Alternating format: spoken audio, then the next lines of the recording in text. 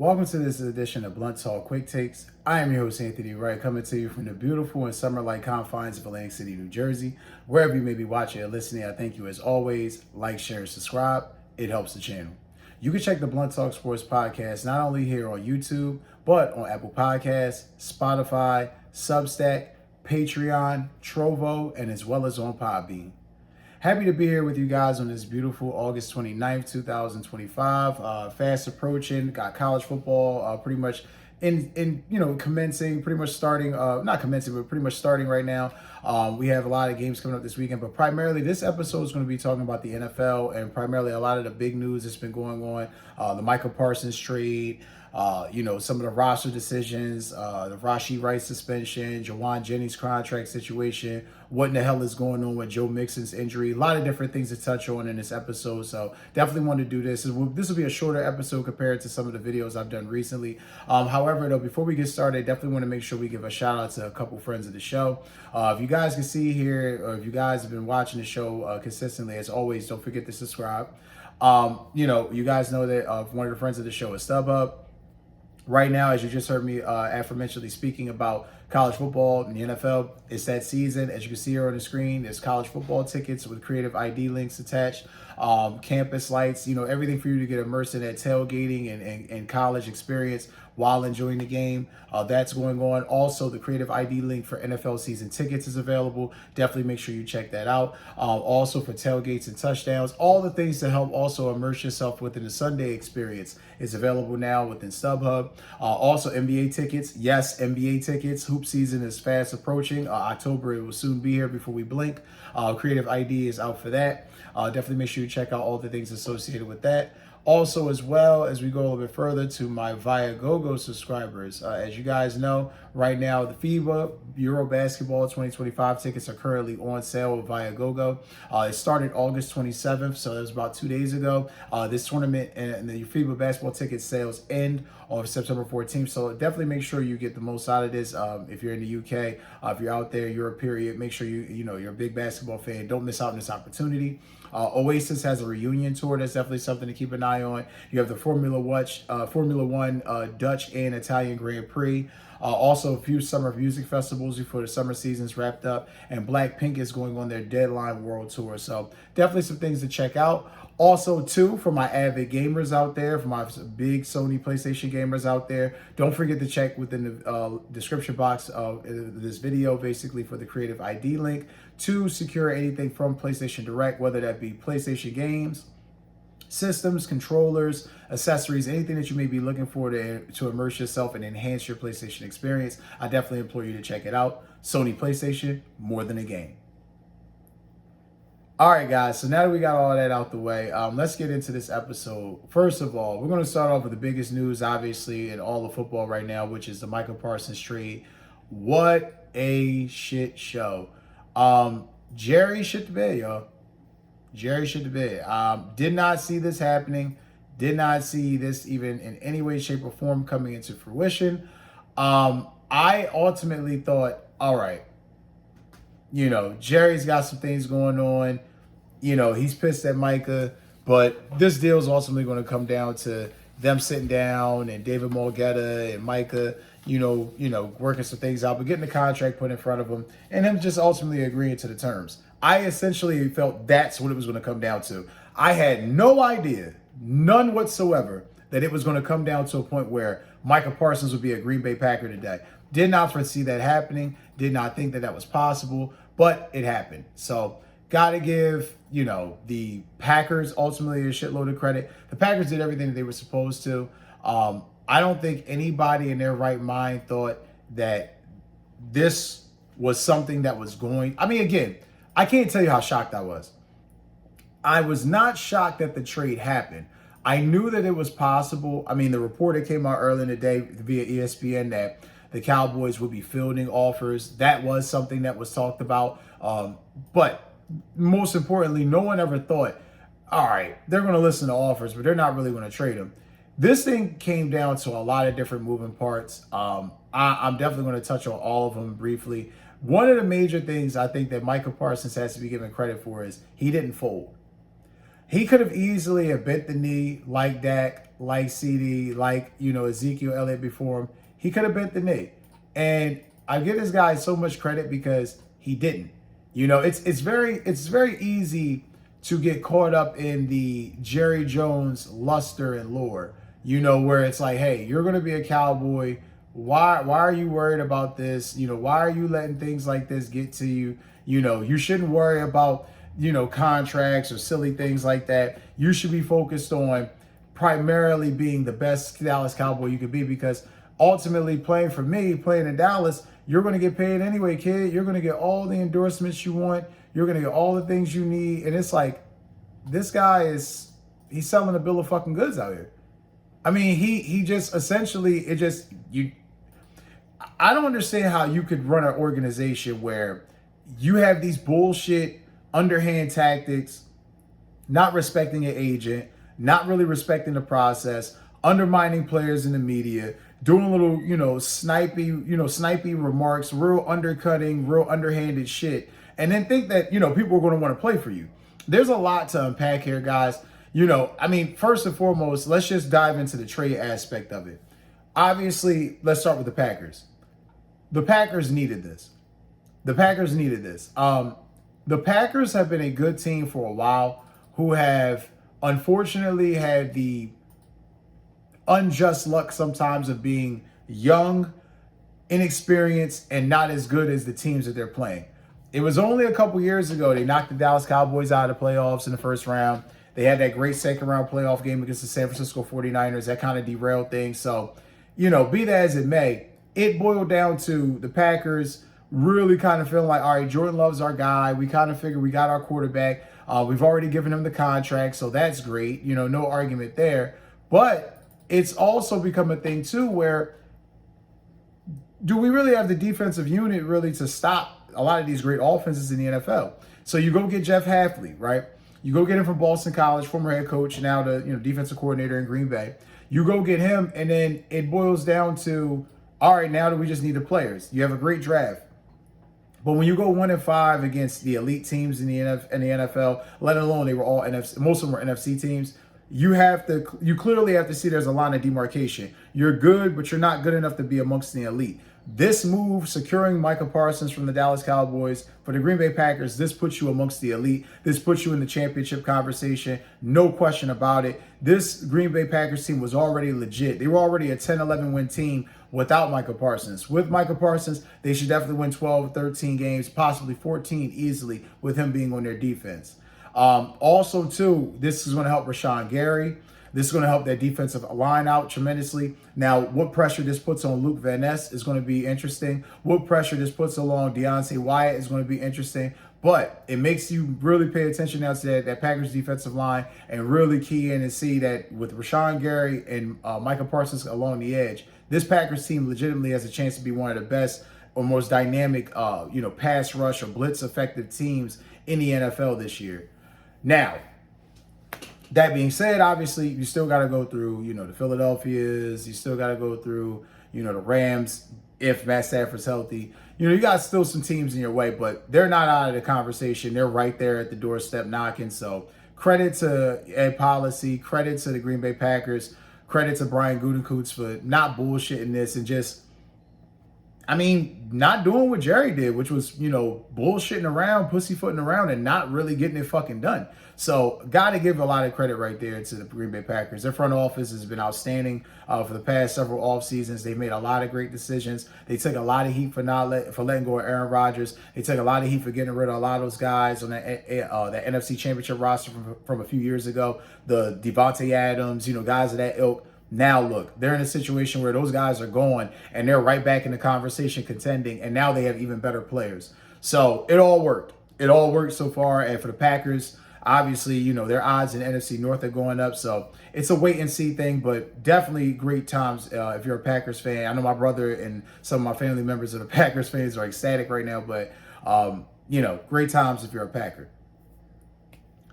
Now, if you're a Dallas Cowboys fan, I've been seeing social media all day. The tragedy is epic. It's epic. You got people trying to enjoy their birthdays and get Micah Parsons jerseys, and he's no longer a Cowboy, or, getting their season hopes dashed because he's not there. Newsflash to Dallas Cowboys fans, your season wasn't going to be much of shit anyway. You were just being sold a hype, a bill of goods by Jerry Jones, P.T. Barnum Jr., a.k.a. Because let's be honest, you didn't do shit to address run defense, which I'll touch on that in a second. But you didn't do shit really to address run defense all offseason. You didn't do it in the draft. You didn't do it in free agency. So, okay. But your excuse for getting rid of Micah Parsons, and I want to make sure I'm reading this correctly, quote, we need to stop the run. We need to stop the run. I have seen some very, very crazy ass comments from Jerry Jones in my life. Comments that'll make you just say, okay, he's getting a little up there in age. He's just not as, quick as he used to be. But it is very clear that Jerry got fleeced in this. Jerry thought he was going to be able to finesse Micah, as I previously stated, the way he finessed these other guys. Quote from his, Netflix documentary, The Gambler, he thought he was going to gamble in this situation, and it blew up in his fucking face. He put all the chips in the middle of the table and he lost. And, that's the life of a gambler, big risk, big rewards, but he hasn't had any big, rewards in a long time. So I don't understand why you would play this game where you're going to flirt with getting rid of a young, in his prime, all-pro, top of the market, top-notch defensive talent who can help impact games and seasons for you. And, when you say things like, hey, we need to change the roster. I mean, Jerry, at this point, you're just saying shit. You're just saying shit. You have had ample time to change the roster.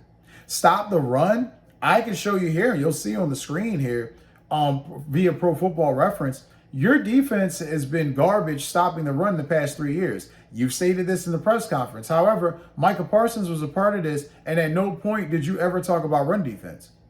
For 3 years, you did not talk about any type of fucking run defense. You get rid of one of the premier pass rushers in football, and now you're all of a sudden, you're a cogent fucking GM and cogent guy who's thinking, you know what? We really need to beef up that defensive line. I'm not sure we can really beat teams or really hold up if we can't stop the run. You knew this in the fucking spring, Jerry. Let's not bullshit ourselves. You knew this in the spring. Spin the laundry, not me, guy. This is fucking crazy. Then, you go further into Jerry's comments, which is, it's even more baffling. He goes on to say, we needed to change the roster. So they grab Kenny Clark. They get Kenny Clark on the roster. When you get Kenny Clark, what is it essentially saying? Well, we need some help with run defense. Well, that's interesting. That's interesting. Kenny Clark. What is it about Kenny Clark that everybody's like, that Jerry is just so hype about? That he had all, he had so much to say about Kenny Clark's stature and tenure as a player in the NFL. You're talking about as you'll see here on the screen, you're talking about a 3-time Pro Bowler, a guy who has been a solid player for Green Bay. Make no mistake, though, the Green Bay Packers, I watched them my whole life. My brother's a Packers fan, so I know this personally. When they know you're on the downside or you're about to slide, like most smart teams, they're going to get rid of you. Via spotrac.com as well, you'll see that here on the screen. Kenny Clark's contract is, for a lack of better words, a fucking joke. Kenny Clark was getting cut this year, whether he was still with the Green Bay Packers or had he been traded and sent elsewhere. There's no way in hell that Jerry Jones could tell me that in his mind, he wanted to trade a 26-year-old edge rusher who is a 3-time All-Pro, more All-Pros than Kenny Clark, more Pro Bowls, just about the same amount of Pro Bowls as Kenny Clark, been a better player, but somehow getting rid of the better player and bringing in Kenny Clark, that is going to help solidify the defensive line more. And then my all-time favorite, this one really got me. Could have had Micah signed in April. If there's anything that just makes you scream like this man does not know what the fuck he's doing, it's saying some shit like that out loud. We could have had this done in April. No shit. No shit, Jerry. Every fucking fan, whether you're a Cowboys fan, an NFL fan, if you just have an iota of competency about contracts and how contract situations break down, and again, I'm not expecting everyone to, but it is what it is. When you're sitting there and you're talking about contract situations, you have to know with all sincerity, when you have a guy like Kenny Clark, where literally you can get out of his contract after this season, owe him no dead cap, there's no ramifications on your books whatsoever. How in the fucking hell can you sell that to a fan? Well, we're freeing up cap space and my favorite French word, potential, because you know what that means in English? You know what it means, potential means in English? You ain't done shit. You ain't done shit. So he basically sold the Dallas Cowboys fan base off of, we need to stop the run and what the potential draft picks are going to do. We're going to get a premium player. Now, that's no guarantee. Come on, Jerry. Come on, Jerry. You're spinning again. You're doing this shit. He realized he fucked up, y'all.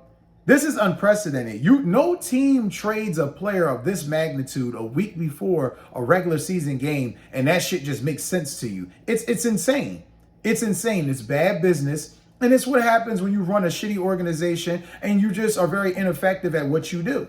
Because make no mistake, he knew he had ample time to get this contract situated. Now, I give Dak a lot of credit because Dak and David Mulgeta, they knew. I mean, they're the true MVPs in all of this.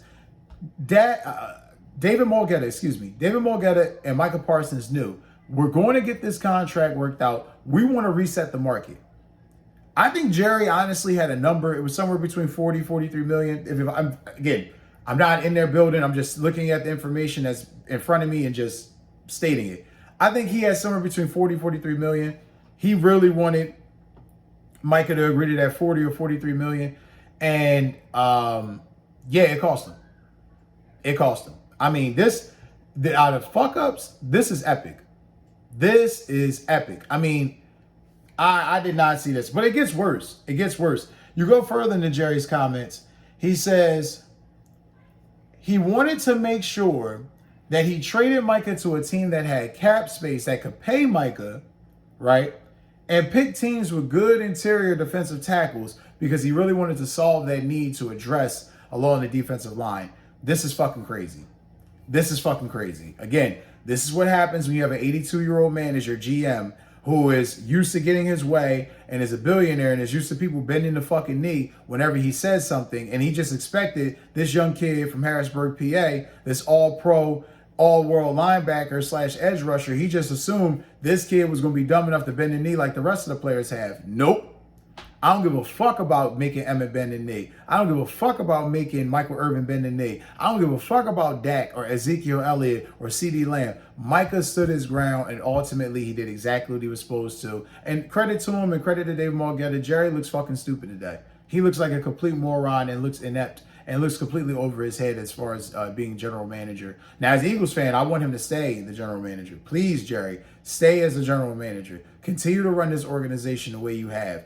Inept and incompetently, and I promise you it'll be another 30 years before you're even contending for a championship. Just remember, guys, he said, don't lose any sleep over this, Cowboys fans. Woo! Don't lose any sleep. And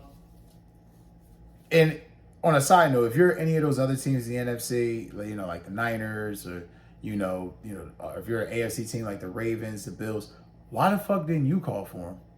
Why didn't you try to make a move for Micah Parsons? It was very evident they weren't going to try to trade him within the division. It was very evident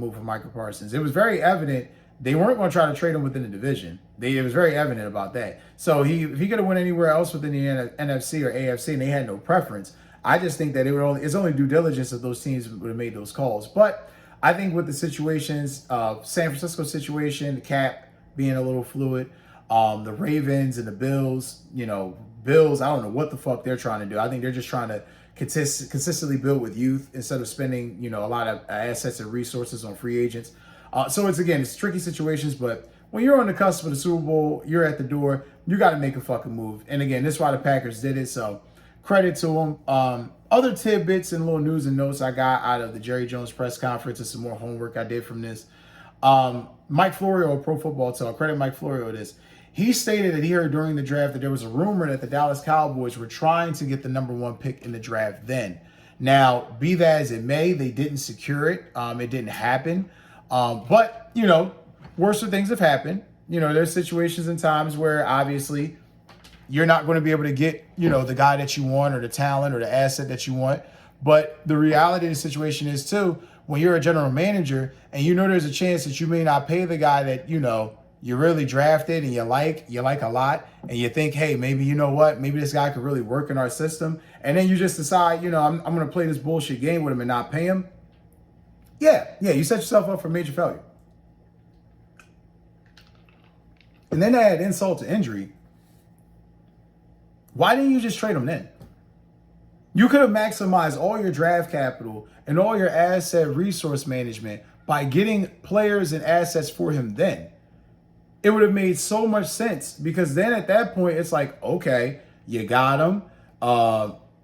You're in a situation where all we got to do is just consistently keep doing the necessary things where we're adding to the roster, we're tinkering here, tinkering there, but we're paying our guys. We're paying the guys that most importantly have been the major assets to our team and have been the pillars of our community and the pillars to our roster. I just don't understand this logic. He talked draft picks, he talked the future. Jerry's just fucking cheap, y'all. Again, the correlation between him and Mike Brown and how cheap and how ineffective their thinking is with free agency and business decisions down the road, it cannot be understated. They try to undersell, or they try to get players for cheap and then really try to maximize as much as they can value-wise. I don't know what the thought process is. I don't know what their methodology is, but Jerry's completely fucking up this team. He's really putting the Dallas Cowboys behind the 8 ball now and going into the future. Now, again, those draft picks can wind up being something, but I don't know. It's just very weird. Also, too, something else that I think that the other two things before I wrap this part of the segment up, the other two things that I think are very major that have to be acknowledged. Jerry and the Cowboys know that Micah filed a grievance a couple months ago in regards to the labeling as far as his usage, whether he's an edge rusher or a linebacker. Be that as it may, I think that played a factor into it.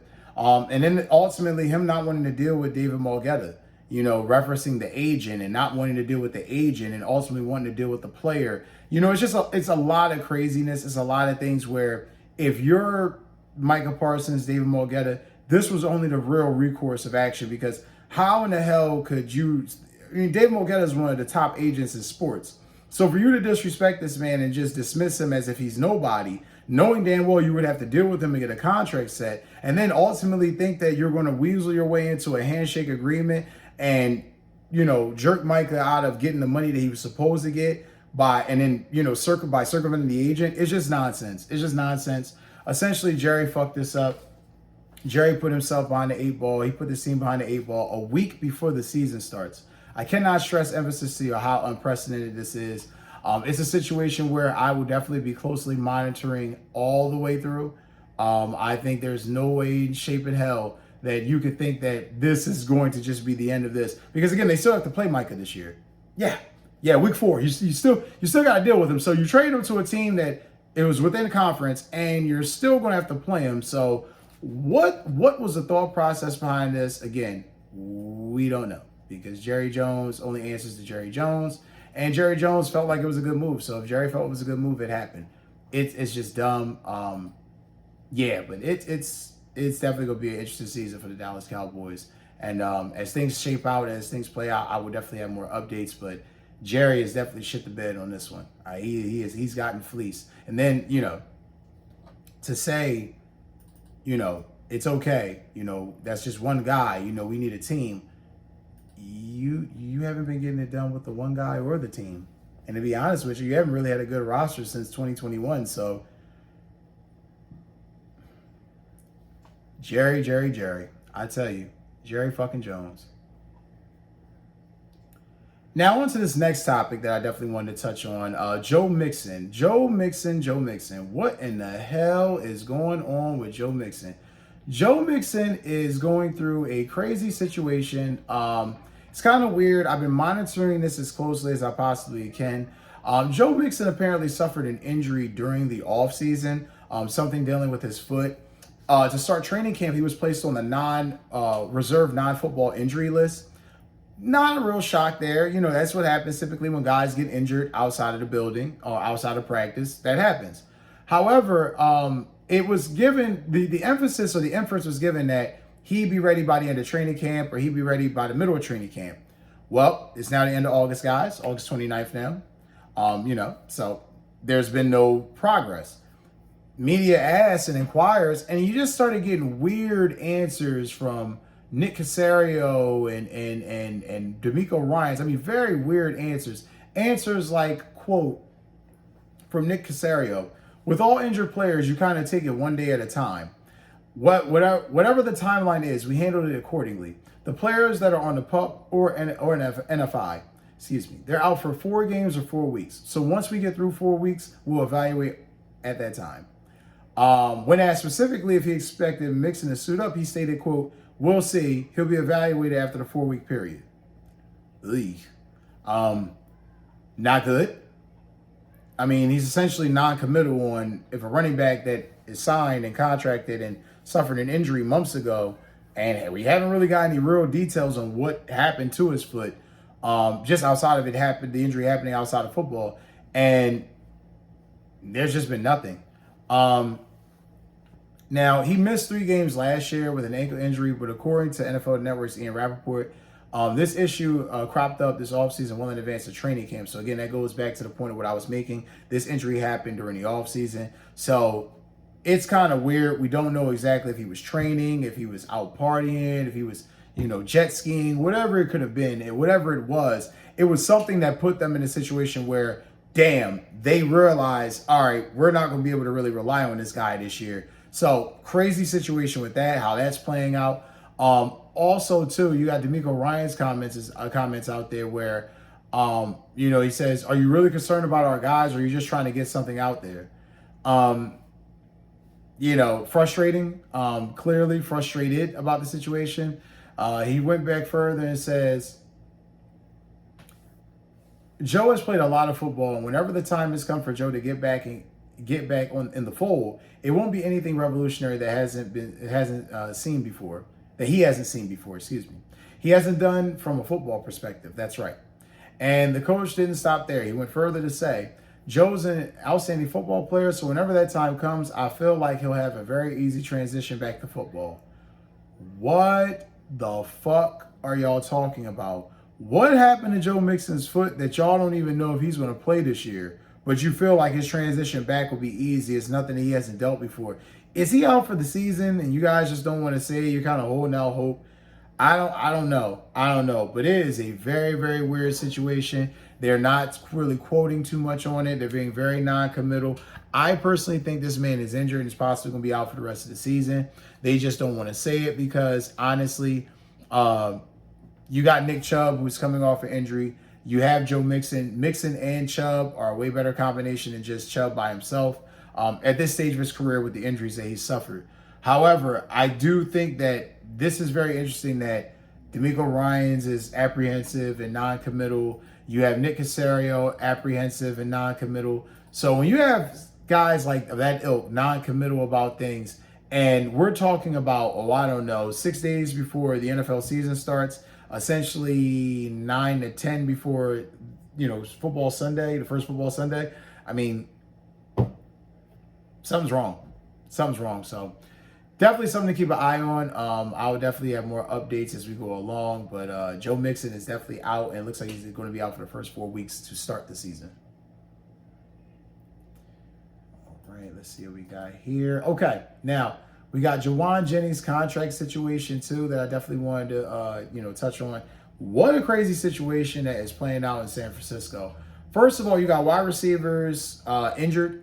It seems like every wide receiver, as I previously mentioned in my last episode, it seems like every wide receiver they have right now is battling with an injury of some way, shape, or form.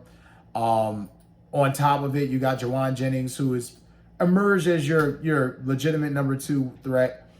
He's asking for a contract right now.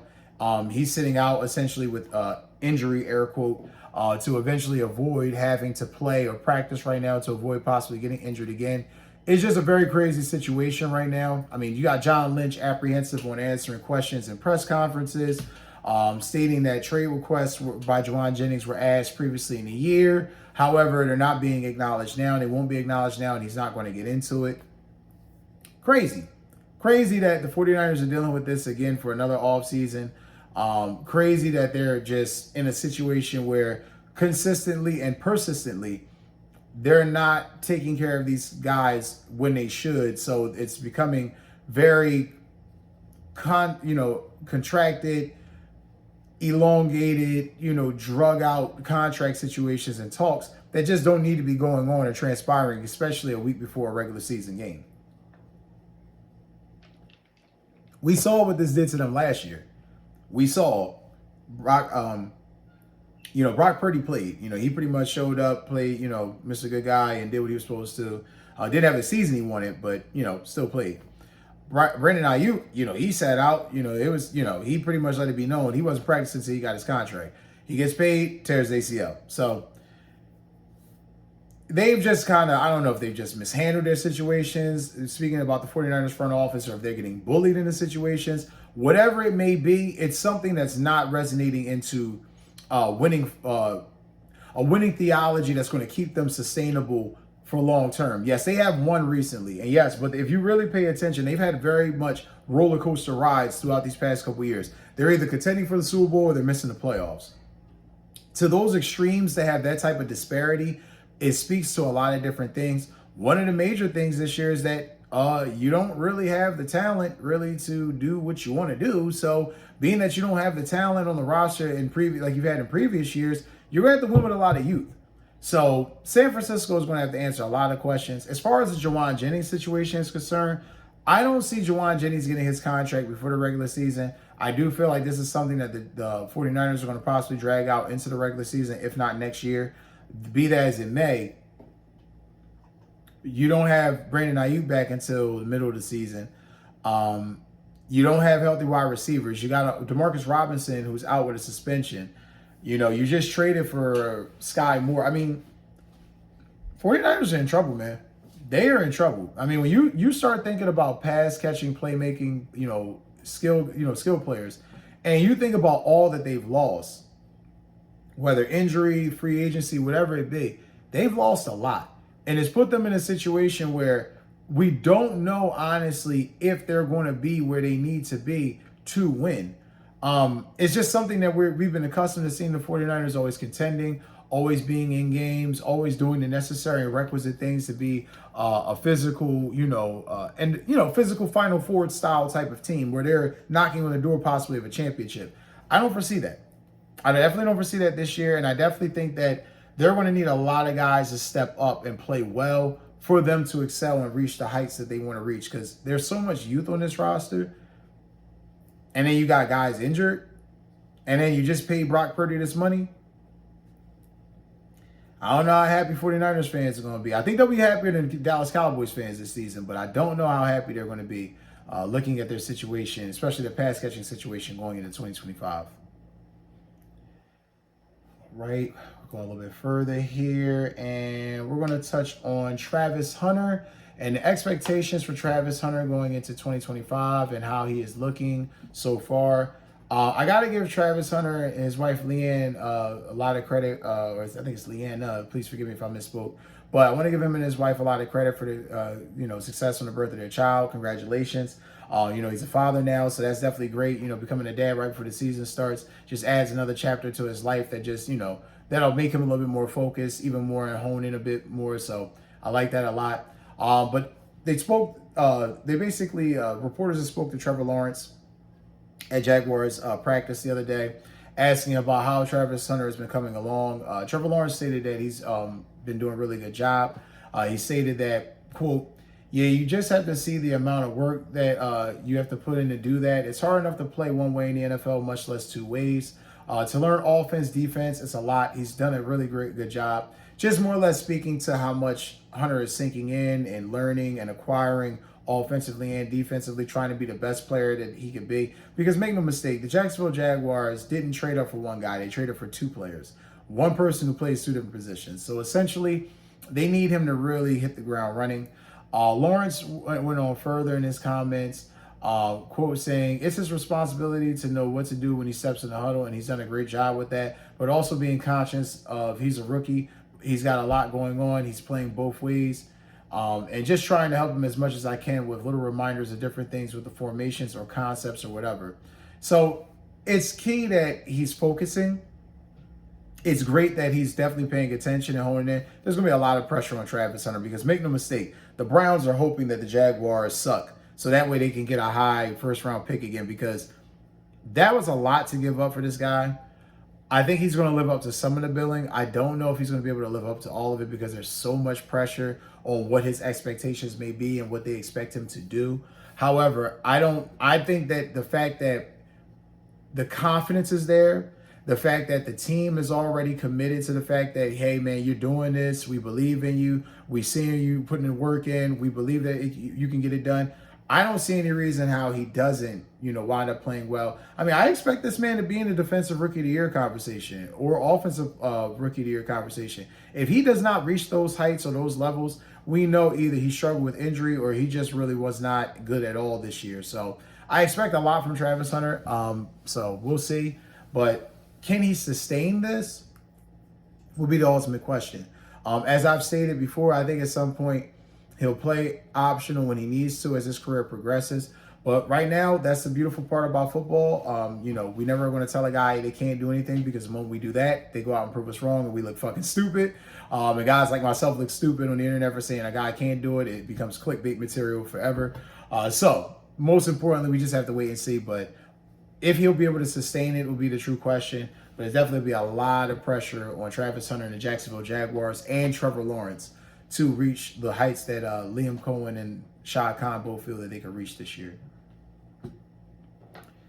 All right, guys, let's see, coming up next. All right, we're going to talk about Adam Thielen going back to the Minnesota Vikings. Now, got to give Adam Thielen a shitload of credit here. Adam Thielen knew, okay, we're in a situation where I've been a safety blanket for Bryce Young I was just saying New Orleans, excuse me, thinking of NFC South. In Carolina, I've been a safety blanket for him.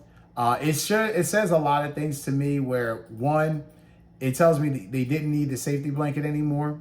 Bryce Young has developed enough now where they're going to trust the young wide receivers that they've drafted, Ted McMillan, T-Mac, or Xavier Leggett the year prior. They're going to trust these guys to really do their job and really, reach the heights and levels that they think they can reach. Bryce Young is playing with a lot more confidence. Adam Thielen spoke to that in his NFL.com article, fresh off the trade. So there's a lot of things where I truly feel where this was really a great move on both sides. For one, Minnesota needed another possession receiver. Jordan Addison's out the first 3 games. I believe it's 3 games suspension, 3 or 4. I want to say it's 3 games. But he's out the first 3 games. You need somebody that knows the offense, that can run the offense, that's sure-handed, reliable, can make good catches, that can get the ball down the field, that can get keep the possession, keep the chains moving. Even though now it's digital cameras, but there's still a chain gang that exists. So you get the gist of what I'm saying, guys. Fuck, life is just changing so fast. But nonetheless, Adam Thielen is that type of guy. He's that type of player. Old, reliable veteran. So J.J. McCarthy, he was one safety blanket for one quarterback. He'll be another safety blanket for another. This is tremendous. I think that this is outstanding that he went back to Minnesota. And again, if you're Carolina, this is really a chance for Bryce Young to grow even more and for Bryce Young to ensure that the young guys that he has coming out there have a chemistry and a feel for him and a trust, because being that they're younger, especially, they're the ones that need to be catching those passes more. We really need to see the growth from Bryce Young this year, and I do believe that he's ready to step up. He had a decent end of the year last year. I think it was a situation where a lot of people kind of felt like, he might not make it. This kid really hasn't really developed, but he really truly has, and I got to give that a lot of credit to Dave Canales. So I think they're a team that's a possible sleeper team this year. I don't have them making the playoffs, but I do see them potentially as a sleeper team. So we shall see. But credit to both sides. Like I said, I think it was a good move. Thielen's going to be on a team that's contending, and he has a chance to go back home to the place where he cut his teeth. And ultimately, the Panthers are giving their young guys a chance. They really believe in Ted McMillan and Xavier Leggett, so let's see how things play out in Carolina this year. All right, and going a little bit further. A couple more things we want to touch on here. All right, so we're going to touch up on Rashee Rice's suspension. Now, I gave this a couple of days to breathe on purpose because I wanted to make sure that I was not going to be as long-winded as most people and most news outlets that I've seen talk about this. First of all, he was going to get suspended. We knew when we heard of the incident, when we heard what happened, we knew he was going to get suspended. However, once we saw that tape and that footage, there was no way in fucking hell that he was not getting suspended. I mean, it was very clear. The whole world saw this guy drag racing in a bomb-ass Lamborghini Urus, I might add. Beautiful fucking car. But drag racing on a public highway, broad daylight, you know, anybody could have got killed. Anybody could have got damaged. You know, if for his sake, he didn't get charged with anything serious. And he, you know, he's going to do the whole, you know, and I believe, I don't know if he has to do any probation or jail time. I have to see here. But he's definitely, he dodged a bullet. He dodged a bullet. He definitely could have killed himself or killed someone. So we knew the suspension was definitely coming. And yeah, you know, so yes, as part of his plea agreement, he has to serve a 30-day sentence in jail and 5 years of deferred probation. So he got off lucky. Be that as it may, though, there was no way in hell that the NFL was going to justify delaying his suspension. What would be the difference between his suspension and any other players that had to sit out 6 games for something similar? You know, if you think about Ray Rice, now that was a very much more horrific and graphic situation. But if you think about Ray Rice and his wife, you know, the whole interaction in the casino here in Atlantic City, that happened that happened many years ago. Now I said many years ago. It boiled down to, we heard he hit her. They had a domestic violence situation. It was like, okay, we're going to suspend him. So again, that was even being floated about. Once the footage came out, he never played another down again. So Rashee Rice is really blessed and lucky in that aspect.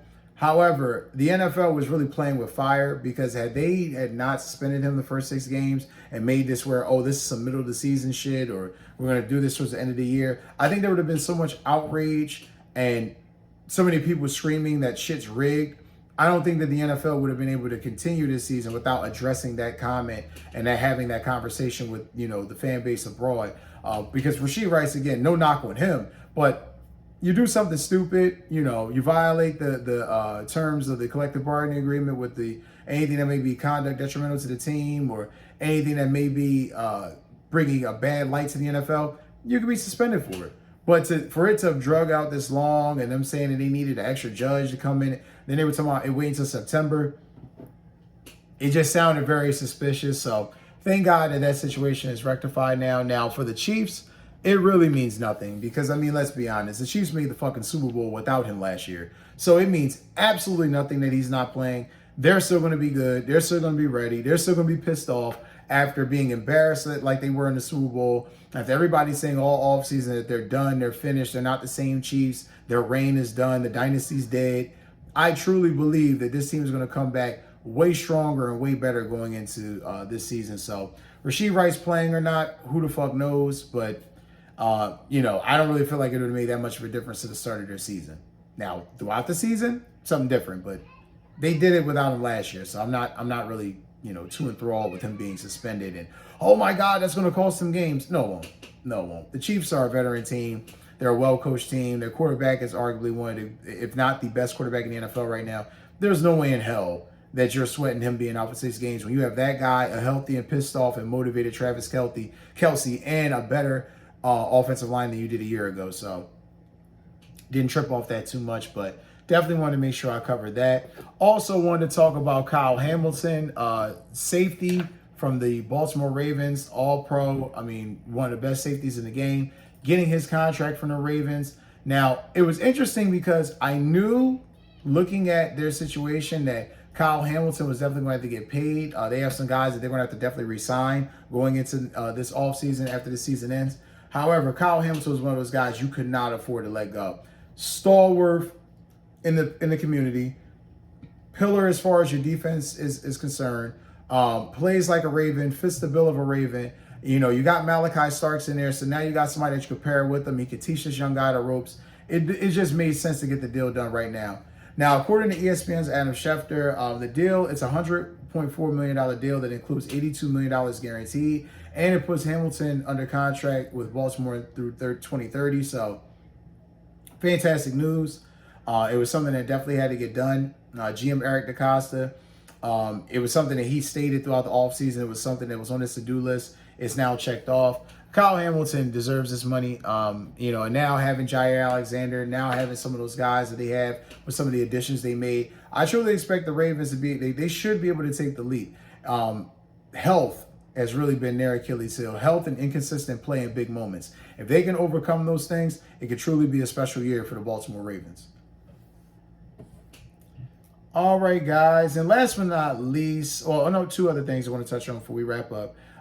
First, I want to touch on Shiloh Sanders. I didn't give this enough credit or breathing room or attention when it first happened because, honest to God truth, I knew Shiloh Sanders was going to be a backup wherever he went. He didn't really garner or deserve as much attention as he was getting strictly because he was Deion's kid. However, in the interest of fairness, like I said, I evaluated his brother. I was definitely going to evaluate him.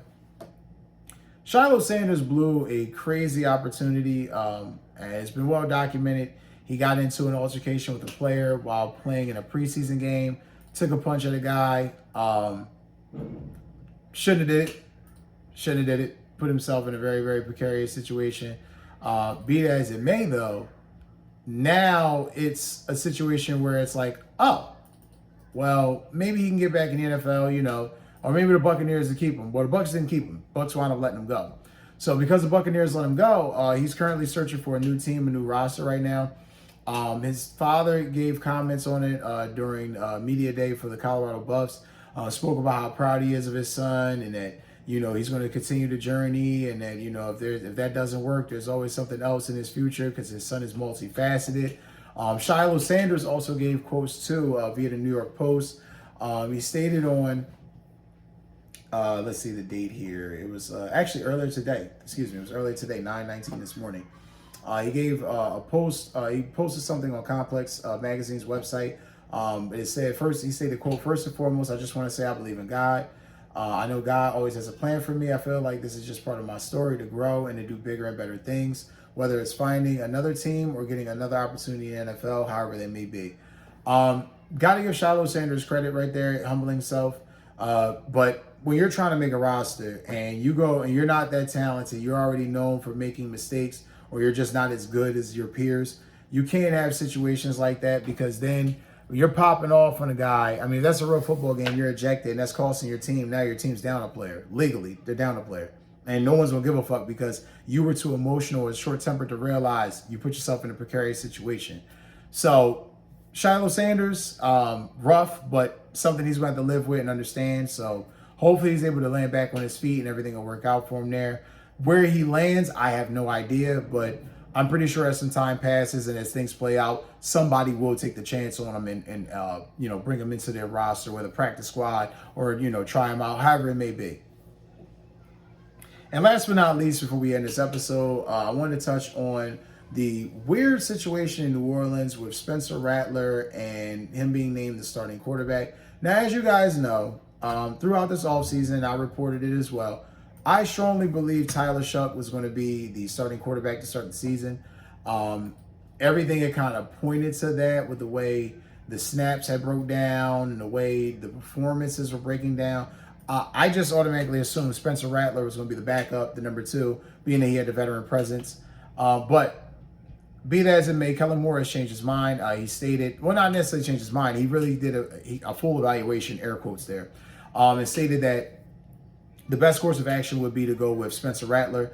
He's a veteran. And he went on here, quote, in further statements. Kellen Moore said, "We used the whole process, obviously, as everyone has felt. I think this was an important part for these young guys." He went on to say, "Everyone experience is very, very valuable, and Spence went through some challenging things last year. And for him to come out of that a better player, but then to be able to respond really well all offseason, I think was a tremendous testament to his work ethic and the way he minds his work. He's got, quote, furthermore from Moore, he's got the ability to kind of rebound from a challenge, an interception, a mistake, whatever it may be. That's one of the things that makes Spence great. You see his ability to just keep playing his game, keep trusting himself, keep delivering, And he's going to do that for us throughout the season. So, Kellen Moore pretty much said that he's going to go with the experience. My logic tells me that makes complete sense. My brain tells me, though, that you're going to be going to Tyler Shough a lot sooner than you possibly expected. This is a very rat bastard quarterback situation for the Saints. Kellen Moore really walked into a situation where the cupboard was very, very bare. So whatever, Kellen Moore can get out of this roster will be gravy or icing on the cake. However, I truly believe Spencer Rattler, who was already 0-6 in his career, who, albeit did not have, a plethora of weapons, dealt with injuries, wasn't really, I felt, ready for the position last year, had to kind of get thrusted into the role. We'll see how he is with a better offensive coordinator and, health, see if that aids him in any way, shape, or form. But I truly feel, upon my heart of hearts, Tyler Shough is going to be the starting quarterback for this season is over. Spencer Rattler, he showed enough last year to me to really feel like he can't really play the position well enough. In the preseason, he had some moments, but nothing really that you can really hang your hand on, especially in comparison to a guy who's just coming into the league. So, be that as it may, we shall see how that situation plays out with the Saints. But tragic times for the Saints where they're battling between Tyler Shough and Spencer Rattler, and it's boiling down to Spencer Rattler being the starting quarterback to start the 2025 season. Very trying times in New Orleans.